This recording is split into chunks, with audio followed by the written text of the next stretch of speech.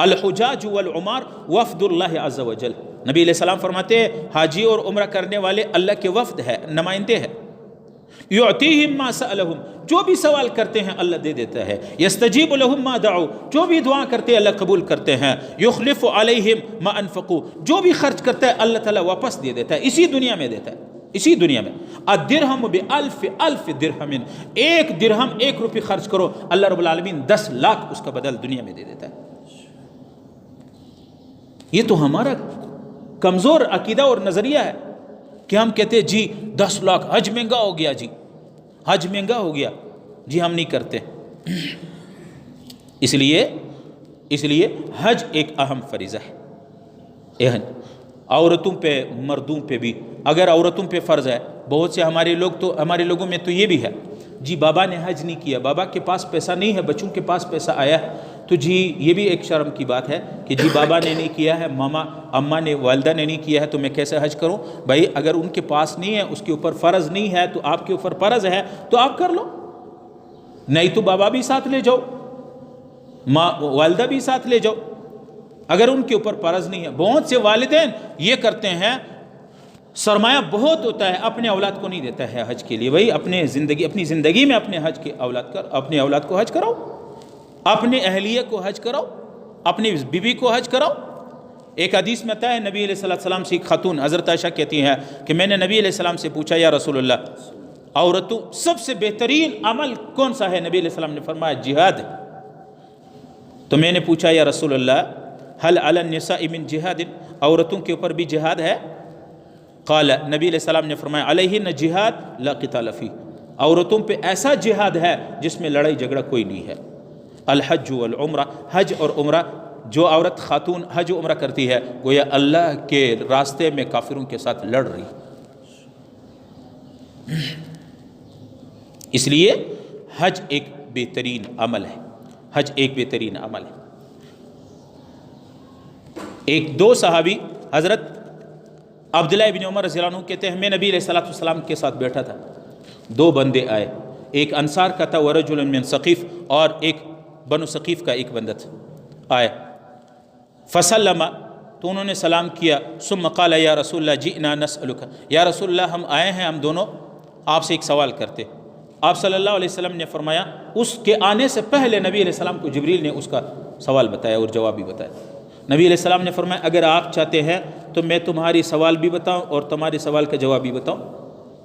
انہوں نے کہا یا رسول اللہ بتا دیجیے گا۔ نبی علیہ السلام نے فرمایا تم دونوں اس لیے آئے ہیں، مجھ سے یہ پوچھتے ہیں کہ ایک آدمی اپنے گھر سے اللہ کی رضا کے لیے حج کے لیے نکلے، پھر جا کے طواف کرتا ہے، پھر جا کے سعی صفا مروہ کرتا ہے، پھر جا کے عرفات پہ وقوف کرتا ہے، پھر قربانی کرتا ہے، رمی جمرات اور شیطانوں کو مارتا ہے، پھر حلق کرتا ہے، سر منڈاتا ہے، پھر طواف کرتا ہے، اس کو کیا ملتا ہے؟ نبی علیہ السلام نے فرمایا تم اس بات کو پوچھنے آئے۔ اسی طرح انہوں نے کہا اللہ کے نبی اس ذات کی قسم جس نے تجھے نبی بنا کر بھیجا، ہم اسی سوال کو لے کر آئے تجھ سے پوچھنے کے لیے۔ تو نبی علیہ السلام نے فرمایا اب سن لو، آدمی جب گھر سے نکلتا ہے تو ایک قدم حج کے لیے، ایک قدم پہ ایک گناہ معاف اور ایک خطا معاف اور ایک نیکی لکھ دی جاتی ہے۔ بلکہ تم جس اونٹنی پہ جاتے ہو، اونٹنی کے ایک قدم پہ تمہارے ایک گناہ معاف اور ایک نیکی لکھی جاتی ہے۔ اور جب تم طواف کرو تو اسماعیل علیہ السلام کی اولاد میں سے، عرب غلاموں میں سے ایک غلام آزاد کرنے کا تمہیں اجر ملتا ہے، آزاد کرنے کا۔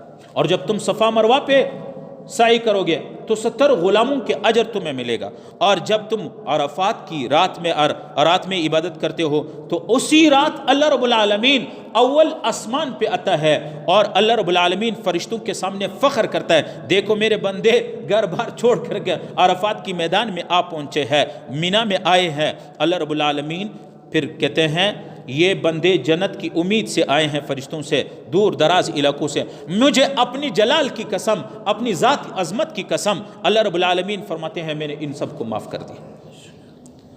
اور تم ایسی حالت میں واپس جاؤ کہ اللہ نے تمہاری مغفرت کر دی، اور جن کے لیے تم نے عرفات میں دعا کی ان سب کو بھی میں نے معاف کر دیا۔ اس لیے حاجی جب جاتے ہیں تو حاجیوں کو دو چیزیں ڈیمانڈ کرو، دو چیزیں ان حاجی سے مانگو۔ حاجی جب جاتا ہے حاجی سے کہو یار حاجی صاحب آپ ہمارے لیے 2 کام کر لینا۔ کیا کام؟ ایک یہ ہے کہ جب آپ روضہ رسول پہ پہنچے نا، محمد رسول اللہ کو ہماری طرف سلام پہنچا دینا، یا رسول اللہ، کیا نام ہے، اعظم کوئٹہ سے آپ کو رسول اللہ سلام بھیجا ہے، وہیں سے رسول اللہ کہتے ہیں وعلیک وعلیہ السلام، تجھ پر اور اس پہ بھی سلام۔ یہ حاجیوں سے بہت، ہم لوگ تو حاجی سے کہتے ہیں حاجی صاحب پھر میرے لیے گھڑی لاؤ گے؟ یار چائنا کی گھڑیاں لاتے، یہ کیا مسئلے لاتے ہیں، تسبیح لاتے ہیں۔ حاجی سے کہو محمد رسول اللہ کو میرا سلام کہہ دینا۔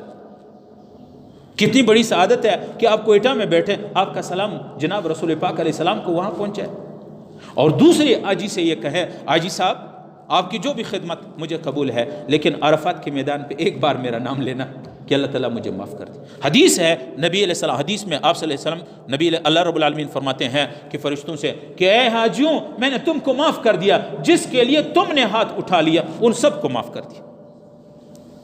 اور جب نبی علیہ السلام نے فرمایا جب تم حلق کرتے ہو، حلق تمہارے ایک ایک بال کے مقدار ایک گناہ جڑ جاتا ہے، اور ایک درجہ، ایک نیکی لکھ جاتی ہے، ایک درجہ جنت میں بلند ہوتا ہے۔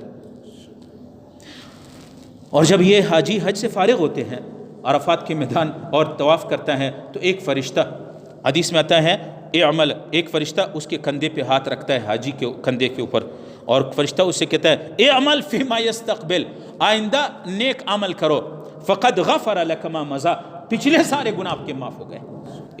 ایک خیال رکھنا، حج حلال پیسوں سے کرنا۔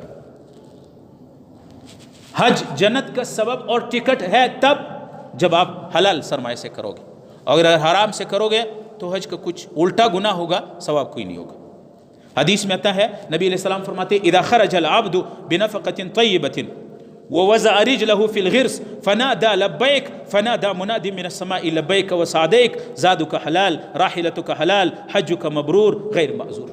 جب حلال پیسہ آدمی لے کے جاتا ہے، اس زمانے میں لوگ اونٹ اور گھوڑے پہ سفر کرتے ہیں، جب اس کے پائیدان پہ پاؤں رکھ لیتے ہیں تو وہ کہتے ہیں لبیک، تو آسمان سے اللہ رب العالمین، اللہ کے فرشتے اس کو جواب دیتے ہیں فنادى منادی من السماء لبیک وسعدیک، تیرے آنا مبارک ہو، تو بہت، تیرے زادو کا حلال، تیرے پیسہ سرمایہ حلال ہے، راحلتو کا حلال، تیرے یہ جانا حلال ہے، تیرے یہ ٹکٹ اور تیرے یہ آنا حلال ہے، حج کا مبرور، تیرا حج مقبول ہے۔